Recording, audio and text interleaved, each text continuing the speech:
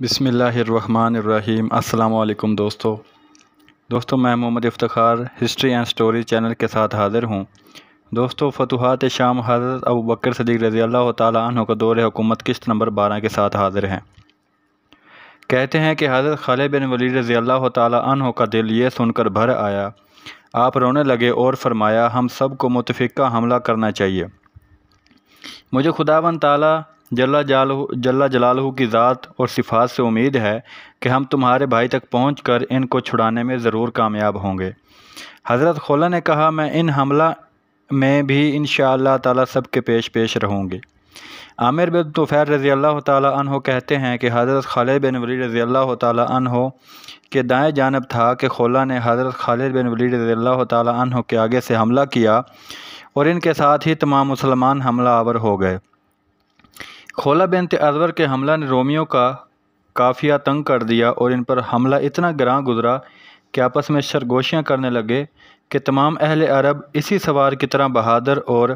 جرئی ہیں تو ہم ان کا مقابلے کتاب کبھی نہیں لا سکتے۔ جس وقت حضرت خالد بن ولید رضی اللہ تعالیٰ عنہ نے اپنی جمعیت کے ساتھ حملہ کیا تو رومیوں کے چھکے چھوٹ گئے، قدموں میں لغزش آ گئی، قریب تھا کہ پاؤں اکھڑ جائیں، مگر دروان نے یہ حالت دیکھ کر پکارنا شروع کیا کہ اے قوم سنبھلو، ثابت قدم رہو۔ اگر تم نے ثابت قدمی دکھلائی تو یاد رکھو مسلمان اب بھاگے اور تمام اہل دمشق تمہاری مدد کو اب آئیں گے۔ یہ سنتے ہی رومی پھر ڈٹ گئے اور حضرت خالد بن ولید رضی اللہ تعالیٰ عنہ نے اپنے ساتھیوں کو لے کر اس بے جگری کے ساتھ حملہ کیا کہ رومیوں کی قدم اب کسی طرح نہ جم سکے اور لشکر تتر بتر ہو کر متفرق ہو گیا۔ حضرت خالد بن ولید رضی اللہ تعالیٰ عنہ نے چاہا کہ دروان تک پہنچ جاؤں، مگر چونکہ بڑے بڑے جانباز اور ماہرین حرب ان کے چاروں طرف حلقہ کیے ہوئے تھے، اس لیے آپ اس تک نہ پہنچ سکے۔ مسلمان بھی متفرق ہو گئے اور جو مسلمان جس رومی کے پاس تھا وہ وہیں لڑنے لگا۔ حضرت رافع بن عمیرہ الطائی اس جنگ میں نہایت بہادری سے لڑے۔ حضرت خولہ رضی اللہ تعالیٰ عنہ کا یہ حال تھا کہ رومیوں کے دستے چیرتی قلب میں گھس کر دائیں بائیں مارتی چلی جاتی تھی۔ ان کی آنکھیں بھائی کو چاروں طرف تلاش کرتی جانتی تھیں، زور زور سے چلا کر پکارتی تھی اور یہ اشعار پڑھتی تھیں، زرار کہاں ہے میں آج انہیں نہیں دیکھتی اور نہ انہیں میرے اقربا اور میری قوم دیکھتی ہے۔ اے میرے اکلوتے بھائی اور ماں جائے بھائی، میرے عیش کو تم نے مقدر کر دیا اور میری نیند کو کھو دیا۔ کہتے ہیں کہ یہ اشعار سن کر تمام مسلمان رونے لگے، لڑائی برابر ہوتی رہی اور باوجود تلاش کے حضرت زرار کا کہیں سراغ نہ ملا۔ اب سورج ڈل چکا تھا، دونوں لشکر متفرق ہوئے، مسلمان کا پلڑا بھاری رہا اور انگنت رومی کھیت رہے۔ ہر ایک فوجی اپنے اپنے قیامگاہ پر پہنچے۔ مسلمانوں کی فتح سے رومیوں کے دل ٹوٹ چکے تھے اور ارادہ تھا کہ بھاگ جائیں، مگر دروان کے خوف سے انہیں یہیں روک رکھا تھا۔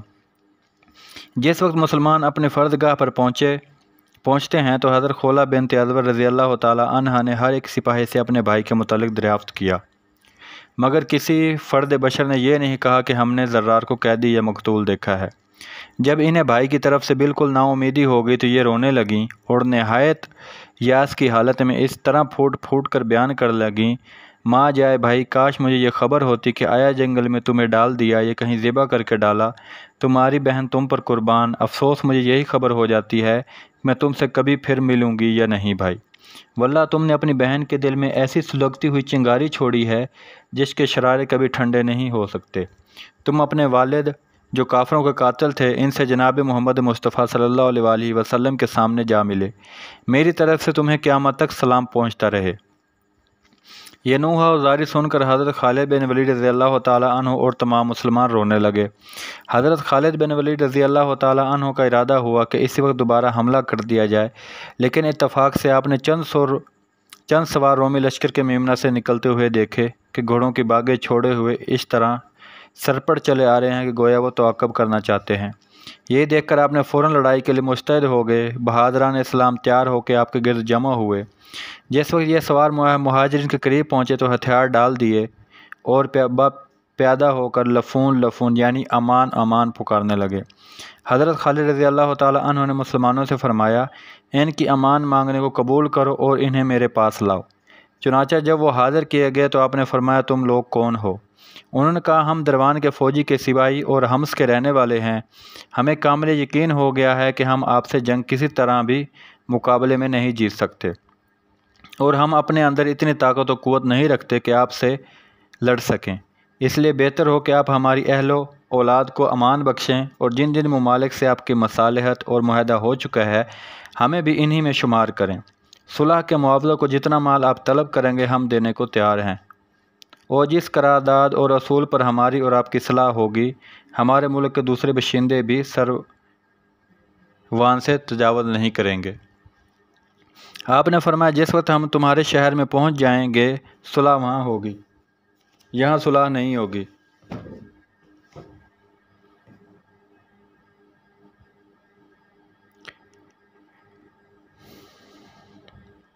آپ نے فرمایا جس وقت ہم تمہارے شہر میں پہنچ جائیں گے صلح وہاں ہوگی، یہاں نہیں ہو سکتی، البتہ تم اس وقت تک ہمارے ساتھ رہو جب تک خداوند تعالیٰ جل جلالہ ہمارے اور دشمن کے درمیان کوئی فیصلہ جو منظور نہ ہو کر دیں۔ اس کے بعد آپ نے انہیں حراست میں لے لینے کا حکم نافذ فرمایا اور ان سے دریافت کیا کہ ہمارے جس بہادر نے تمہارے سردار کے لڑکے کو قتل کیا تھا اس کے متعلق تمہیں کچھ علم ہے یا نہیں؟ انہوں نے کہا شاید آپ انہیں دریافت کرنا چاہتے ہیں جو ننگے بدن تھے اور جنہوں نے ہمارے اکثر آدمیوں کو قتل اور ہمارے سردار کو اور اس کے بیٹے کے قتل کا داغ مکافرت کیا ہے۔ آپ نے فرمایا ہاں میں انہیں کو پوچھتا ہوں۔ انہوں نے کہا جس وقت وہ گرفتار ہو کے دروان کے پاس پہنچتے ہیں تو اس نے انہیں 100 سواروں کے درمیان میں کھچر پر سوار کر کے حمص کی طرف روانہ کر دیا تھا تاکہ وہاں سے انہیں اپنی شجاعت دکھلانے کے غرض سے ہرقل کے پاس بھیج دیا جائے۔ یہ سن کر آپ بہت خوش ہوئے اور حضرت رافع بن عمیرہ الطائی کو بلا کر آپ نے فرمایا رافع تم یہاں کے راستوں اور گھاٹیوں سے خوب واقف ہو، تمہاری ہی تدبیر اور تجویز سے ہم نے ارض و سماء وغیرہ جیسے چٹیل میدان آسانی کے ساتھ طے کیے تھے۔ جس وقت تم نے اونٹوں کو پیاسا رکھ کر پانی پلا کے ان کا منہ باندھا تھا اور ہم روزانہ 10 اونٹ ذبح کر کے ان کا گوشت خود کھاتے اور ان کے پیٹ کے اندر سے جو پانی نکلتا تھا وہ ہم گھوڑوں کو پلا دیتے تھے، حتیٰ کہ ہم اور ہماری فوج ارکہ کے مقام تک پہنچ چکی تھی۔ تم لوگوں میں چونکہ زیادہ تجربے کار اور اہل تدابیر میں فرد واحد ہو اور ذرار سواروں کے حراست میں حمص کی طرف روانہ کر دیے گئے ہیں، اس لیے لشکر میں جن لوگوں کو تم پسند کرتے ہو اپنے ساتھ لے لو اور اس دستے کے تعاقب میں روانہ ہو جاؤ۔ مجھے امید ہے تم انہیں قریب ہی کہیں پکڑ کے ذرار کو چھڑا لو گے۔ اگر تم سے یہ کار نمایاں ہو گیا تو واللہ نہایت درجہ خوشی کا مقام اور ایک بہت بڑی مہم کاری سر انجام پا جائے گی۔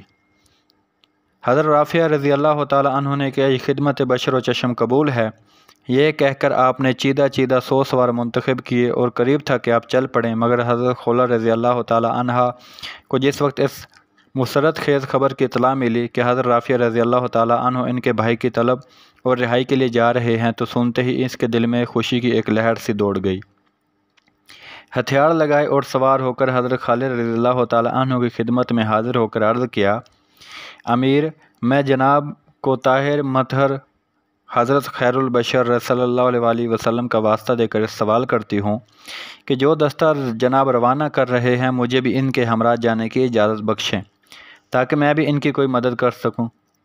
یہ سن کر آپ نے حضرت رافع بن عمیرہ الطائی رضی اللہ تعالیٰ عنہ کو مخاطب کر کے فرمایا تم ان کی شجاعت اور بہادری سے خوب واقف ہو، انہیں بھی ساتھ لے لو۔ حضرت رافع بن عمیرہ الطائی نے انہیں بطیب خاطر اپنے ساتھ لے لیا اور چل دیے۔ حضرت خولہ رضی اللہ تعالیٰ عنہ مسلمانوں کے پیچھے پیچھے چل رہی تھی اور دستہ فوجی قواعد کے ماتحت قدم بڑھاتا ہوا آگے آگے چلا جا رہا تھا۔ جس وقت یہ سیلمیہ کی سڑک پر پہنچے تو حضرت رافع نے ادھر ادھر دیکھا اور کسی فوج یا دستہ کے گزرنے کی کوئی علامت یا گھوڑوں کے پوڑوں یعنی سموں کو کوئی نشان نہ دیکھ کر آپ نے اپنے جوانوں سے مخاطب ہو کر فرمایا دوستو تمہیں خوش ہونا چاہیے کہ دشمن ابھی تک یہاں نہیں پہنچا ہے۔ یہ کہہ کر آپ نے اپنے پوری پلٹن کو وادی حیات میں چھپا دیا۔ یہ ابھی کمین گاہ میں پہنچے ہی تھے کہ دور سے گرد و غبار اڑتا ہوا دکھائی دیا۔ آپ نے دستہ کو مخاطب ہو کے فرمایا جوانان اسلام ہوشیار ہو جاؤ۔ مسلمان تیار ہی تھے کہ وہ قریب پہنچ گئے۔ حضرت زرار رضی اللہ تعالیٰ عنہ کو اپنے درمیان لے رکھا تھا اور حضرت زرار رضی اللہ تعالیٰ عنہ یہ اشعار پڑھتا چلا جاتا تھا اے مخبر میری قوم اور خولہ کو یہ خبر پہنچا دے کہ میں قیدی اور مشکین بندہ ہوا ہوں۔ شام کے بے دین اور کافر میرے گرد ہیں اور تمام کے تمام ذرہ پہنے ہوئے ہیں۔ اے دل تو غم و حزن اور حسرت کے مارے مردہ، اور اے میری جوان مردی کے آنسو میری رخسار پہ بہہ جا۔ کیا تو جانتا ہے کہ میں پھر ایک دفعہ اپنے اہل اور خولہ کو دیکھوں گا اور میں اس عہد کو یاد دلاؤں گا جو ہمارے اندر تھا۔ حضرت خولہ رضی اللہ تعالیٰ عنہ نے یہ اشعار سنتے ہی کمین گاہ سے جواب دیا اور کہا کہ اللہ تعالیٰ جل شانہ نے تمہاری دعاؤں کو قبول کر لیا، تمہاری گریہ و زاری کو سن لیا۔ میں ہوں تمہاری بہن خولہ۔ یہ کہہ کر انہوں نے زور سے تکبیر کہی اور حملہ کر دیا۔ حضرت رافیہ رضی اللہ تعالیٰ عنہ نیز دوسرے مسلمان بھی تکبیر پڑھ کر حملہ آور ہو گئے۔ حمید بن سالم کہتے ہیں کہ میں بھی اس وقت اس جماعت میں تھا جس وقت ہم نے تکبیر کے نعرے لگائے تو الہام الہی کی بدولت ہمارے گھوڑے بھی خوشی میں آ کر زور زور سے ہنہنانے لگے۔ ہمارے ایک ایک سوار نے رومیو کے ایک ایک سوار کو آگے رکھ لیا اور ابھی ایک گھنٹہ بھی گزرنے نہیں پایا تھا کہ ہمارا ہر سپاہی اپنے حریف کو موت کے گھاٹ اتار چکا تھا۔ خداوند تعالیٰ جل جلالہ نے حضرت زرار رضی اللہ تعالیٰ عنہ کو رہائی دلوائی اور رومیو کے گھوڑے اور اسلحہ پر قبضہ کر لیا۔ رافیہ بن قادم الطوخی کہتے ہیں کہ ہم ابھی ان سواروں سے لڑنے میں مشغول تھے کہ حضرت خولہ رضی اللہ تعالیٰ عنہ نے اپنے بھائی کو چھڑایا، مشقیں کھولیں اور اسلام کیا۔ حضرت زرار رضی اللہ تعالیٰ عنہ نے اپنی بہن کو شاباش دی، مرحبا کہا اور ایک خالی گھوڑے پر جو دوڑتا ہوا پھر رہا تھا سوار ہو گئے۔ ہاتھ میں ایک پڑا ہوا نیزہ لیا اور یہ اشعار پڑھنے لگا، یا رب میں آپ کا شکر ادا کرتا ہوں، آپ نے میری دعا قبول فرمائی، میرا رنج دور کر دیا اور میری بے چینی کو ہٹا دیا۔ آپ نے میری تمناؤں کو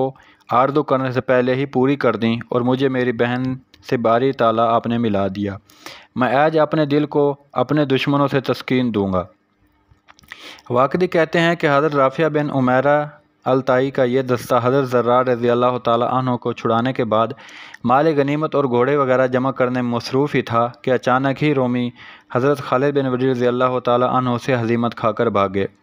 اور گھبراہٹ میں کچھ اس طرح بھاگتے ہیں کہ اگلوں نے پچھلوں کی طرف مڑ کر بھی نہ دیکھا، اور حضرت رافیہ رضی اللہ تعالیٰ عنہ رومیوں کو بھاگتے ہوئے آتا دیکھ کر فوراً سمجھ گئے اور آپ نے ایک ایک کو جو آتا رہا گرفتار کرنا شروع کر دیا۔ کہتے ہیں کہ جس وقت حضرت خالد رضی اللہ تعالیٰ عنہ نے حضرت رافیہ بن عمیرہ الطائی کو روانہ کر دیا تھا اور دروان اور اس کی قوم پر آپ نے ایک ایسا سخت حملہ کیا تھا جیسے کہ کوئی شخص طلب شہادت اور حصول سعادت کے لیے ہتھیلی پر جان رکھ کر کیا کرتا ہے۔ مسلمانوں نے بھی جان توڑ کر کوشش کی تھی جس کا یہ نتیجہ ہوا کہ رومی فوراً دم دبا کر بھاگے۔ دروان بھاگنے والوں کے آگے آگے تھا۔ مسلمانوں نے اس کا تعاقب کیا، مال گھوڑے اور اسلحہ قبضے میں کیے اور تعاقب کرتے کرتے وادی حیات میں جہاں حضرت رافیہ بن عمیرہ الطائی اور حضرت زرار بن ازور رضی اللہ تعالیٰ عنہ تشریف رکھتے تھے پہنچ گئے۔ حضرت زرار کو مبارکباد دی اور خالد رضی اللہ تعالیٰ عنہ نے حضرت رافیہ کی تعریف اور شکریہ ادا کیا۔ یہاں سے شاداں اور فرحاں دمشق کی طرف لوٹے اور حضرت ابو عبیدہ رضی اللہ تعالیٰ عنہ کی فتح کی خوشخبری سنائی اور دمشق کی فتح کا کامل یقین ہو گیا۔ کہتے ہیں کہ جس وقت دروان کی ہزیمت اور اس کے لڑکے کے قتل کی خبر شاہ ہرقل کو پہنچی تو اسے اپنے زوال مملکت کا یقین ہو گیا اور اس نے خط لکھا جس میں اس نے کچھ یوں بیان کیا کہ مجھے خبر ملی ہے کہ ننگے بھوکے عربوں نے تجھے شکست دے دی اور تیرے بیٹے کو قتل کر ڈالا۔ مسیح نے نہ اس پر رحم کیا اور نہ تجھ پر۔ اگر میں یہ نہ جانتا کہ تو نہایت شہ شوار نیزہ بازار اور شمشیر زن ہے تو میں تجھے فوراً قتل کر دیتا۔ خیر اب جو ہوا سو ہوا۔ میں اجنا دین کی طرف 90,000 فوج روانہ کی ہے، تجھے اس کا سردار مقرر کرتا ہوں۔ تو ان کے پاس چلا جا اور فوج کو ساتھ لے کر اہل دمشق کی مدد کو پہنچ جا۔ کچھ فوج فلسطین بھیج دے تاکہ جو عرب وہاں موجود ہیں وہ ان سے لڑے۔ نیز جو اہل عرب فلسطین میں ہیں ان کی اور جو دمشق میں ہیں ان کے درمیان میں بھی اس طرح وہ فوج حائل ہو جائے گی۔ تجھے چاہیے کہ تو اپنا دین اور اپنے ساتھیوں کی مدد کرے۔ دروان نے جس وقت یہ خط پڑھا تو اس کی ڈھارس بندی غم میں مبتلا ہو گیا، لیکن پھر بھی اس نے سامان درست کر کے اجنا دین پہنچا اور یہاں رومیوں کو نہایت تم تراک علم اور صلیبیوں سے لیس پایا اور اس کے استقبال کو نکلے۔ بیٹے کے قتل کی تعزیت دی۔ دروان نے خیمہ میں پہنچ کر بادشاہ کا فرمان سنایا جس کو رومیوں نے بخوشی منظور کر لیا اور جنگ کے لیے تیار ہو گئے۔ واقدی کہتے ہیں کہ جس وقت حضرت خالد بن ولید رضی اللہ تعالیٰ عنہ دروان کو ہزیمت دے کر یعنی شکست دے کر باب شرقی پر تشریف لائے تو وہاں حضرت عباد بن سعید جنہیں حضرت شرحبیل بن حسن رضی اللہ تعالیٰ عنہ کاتب رسول صلی اللہ علیہ وآلہ وسلم نے بصرہ سے حضرت خالد بن ولید رضی اللہ تعالیٰ عنہ کے پاس روانہ کیا تھا آئے اور انہوں نے آ کر اطلاع دی کہ 90,000 رومی اجنادین کی طرف روانہ کیے گئے ہیں۔ حضرت خالد بن ولید رضی اللہ تعالیٰ عنہ یہ سن کر گھوڑے پر سوار ہوئے اور حضرت ابو عبیدہ رضی اللہ تعالیٰ عنہ کے پاس پہنچ کر کہا، یا امین الامت، یہ عباد بن السعید الحضرمی کہتے ہیں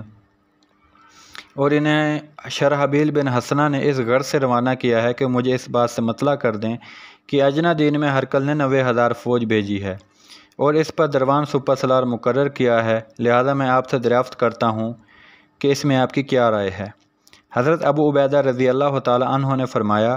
کہ اے ابو سلیمان، ہمارے خاص بہادر اور سپہ سالار مختلف جگہوں میں اور مقاموں میں بٹے ہوئے ہیں، مثلا شرحبیل بن حسنہ بصرہ میں ہیں، معاذ بن جبل حوران میں ہیں، یزید بن ابو سفیان بلقا میں، نعمان بن مغیرہ تدمر میں، عمرو بن عاص فلسطین میں۔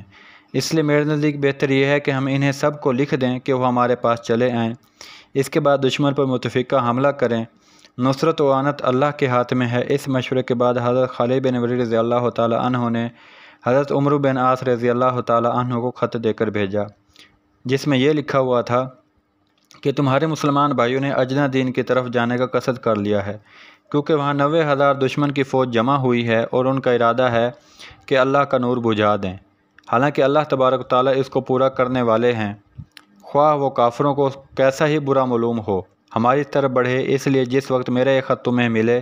اپنے تمام ساتھیوں کو لے کر اجنادین کی طرف فوراً چل پڑو، ہم انشاءاللہ تعالیٰ تمہیں وہیں ملیں گے، تمام مسلمانوں کو سلام پہنچانا۔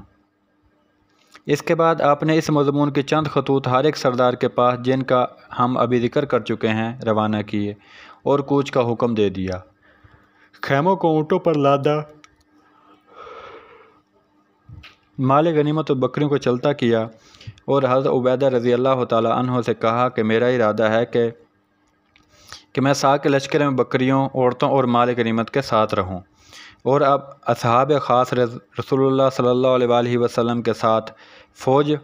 کے ہر اول پر رہیں۔ حضرت ابو عبیدہ رضی اللہ تعالیٰ عنہ نے فرمایا، نہیں، بلکہ میں ساکھ پر رہوں گا اور تم مقدمۃ الجیش ہر اول میں رہو گے۔ اگر دروان لشکر لیے ہوئے کہیں بھی تم سے مل جائے تو وہ تم سے ہیبت زدہ ہوگا، اس لیے تم اسے عورتوں و مال و اسباب تک نہیں آنے دو گے۔ حضرت خالد رضی اللہ تعالیٰ عنہ نے کہا کہ بہت بہتر، میں آپ کی تجویز سے راضی ہوں۔ چلنے سے قبل مسلمانوں کو مخاطب کر کے حضرت خالد بن ولید رضی اللہ تعالیٰ عنہ نے فرمایا، لوگو، تم ایک لشکر کثیر اور جمع غفیر کی طرف جا رہے ہو، اپنی ہمتوں کو بلند کرو اور اپنی اجل و موت سے محبت پیدا کر لو جو باری تعالیٰ نے تمہارے لیے مقدر کر دیا ہے، اس پر عمل پیرا ہو جاؤ، خداوند تعالیٰ نے تم سے فتح اور نصر کا وعدہ فرمایا ہے۔ کہتے ہیں کہ اہل دمشق نے جب مجاہدین کو جاتے ہوئے دیکھا تو خوش ہو کر بغلے بجانے لگے اور یہ سمجھے کہ شاید انہیں اجنادین میں ہماری جمعیت کی خبر ہو گئی ہے، اس لیے یہ بھاگ رہے ہیں۔ بعض عقل مندوں کی یہ رائے ہوئی کہ اگر یہ بیلبک کی سرحد کا رخ کریں تو بیلبک نیز فتح حمص کا ارادہ رکھتے ہیں، اور اگر مرج، شہورہ اور راحت کی شاہراہ کی طرف قدم بڑھائیں تو سمجھ لو کہ بھاگنے کا ارادہ ہے اور حجاز جا کر دم لیں گے، بلکہ جو بلا انہوں نے فتح کر لیے ہیں انہیں چھوڑ کر وہ بھاگ جائیں گے۔ واقدی کہتے ہیں کہ دمشق میں بولس بن بلقا نامی ایک بہت بڑا جنرل تھا، نصرانیوں میں اس کی بہت زیادہ قدر و منزلت ہوتی تھی، حتیٰ کہ بادشاہ ہرقل کے پاس جب کسی سلطنت کے ایلچی یا سفیر آتے تھے اور ہرقل ان کے کسی پیام اور جواب میں عاجز ہوتا تو بادشاہ اسے بلا کر جواب دیا کرتا تھا۔ یہ شخص تیر اندازی میں یگانہ اور روزگار سمجھا جاتا تھا۔ کہتے ہیں کہ ان کے گھر میں ایک بہت بڑا تناور درخت تھا، اس نے اس زور سے درخت میں کھینچ کر تیر مارا تھا کہ یہ تیر اس درخت میں گھس کر اس کے اندر رہ گیا تھا، اور اس نے اس درخت پر لکھ دیا تھا کہ اگر کسی شجاعت کا دعویٰ ہو تو وہ درخت کے دوسری طرف تیر مار کر گھسا دے، اور اس درخت اور تیر کے متعلق اس کی یہ بات زبان زدہ عوام ہو گئی، یعنی ہر ایک کو اس بات سے وہ مشہور ہونے لگا۔ دوستو یہ تھی 12ویں قسط، انشاءاللہ 13 قسط کے ساتھ جلد حاضر ہوں گے، تب تک کے لیے اللہ حافظ۔ دوستو ویڈیو اچھی لگے تو پلیز کمنٹ باکس میں کمنٹ ضرور کیجئے گا۔ کمنٹ کرنے کا یہ فائدہ ہوتا ہے کہ انسان کا حوصلہ بڑھتا ہے تو اگلی دفعہ اور بھی جوش و خروش کے ساتھ قسط اپلوڈ کرتا ہے، تو اس لیے مہربانی کر کے کمنٹ ضرور کیجئے گا اور ویڈیو شیئر ضرور کیجئے گا، تاکہ ہم سب مسلمان بھائیوں کو اپنے صحابہ کرام حضرت خالد بن ولید، حضرت زرار بن ازور اور حضرت ابو عبیدہ بن جراح اور باقی بھی جو صحابہ ہیں ان کی بہادری کا پتہ چلے کہ وہ کیسے لڑتے تھے، کیسے بے جگری سے لڑتے تھے اور کیسے رومیوں کو، ہندوؤں کو، کافروں کو شکست دیتے تھے۔ والسلام۔